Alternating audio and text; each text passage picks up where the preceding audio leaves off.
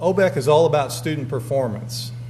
We want Oklahoma students to be able to compete effectively with their peers across the country and around the world. That is our mission. That's what we want to accomplish. Unfortunately, we continue to hear far too often from both employers in the state and higher education that too many of our students who have graduated from high school are really not prepared to compete effectively in the workforce or at the higher education level. To continue to move the ball forward, OBEC commissioned a study, Organizing Effective Educational Accountability. We were motivated to do that because we felt that there's still no common understanding of where we are and how our students stack up relative to students in other areas, and really no shared vision for where we need to go. And I have some good news and some bad news. The good news is that all the essential elements of an accountability system are in place in Oklahoma. There is a fairly well-regarded set of content standards.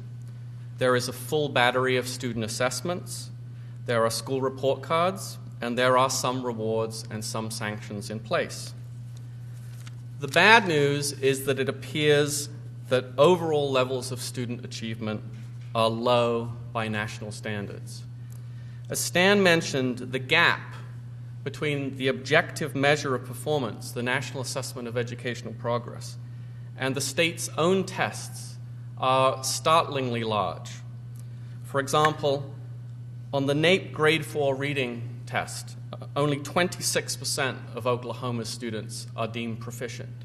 But on the state's own test, 90% of students are classified as proficient. That gap speaks to a lack of credibility in the quality of state testing. In particular, many of the stakeholders we talked to believed that the gap reflected a low set of expectations about what Oklahoma's children should have to achieve.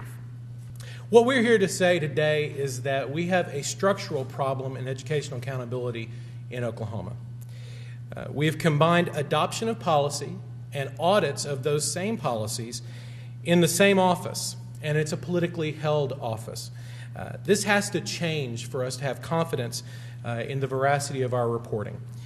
This report has three basic recommendations, as mentioned, to strengthen the Office of Accountability and make it more independent, to develop a culture of examining our data and make policy recommendations, or basically to let researchers have greater access to our accountability data. And lastly, to change the role of the superintendent's office.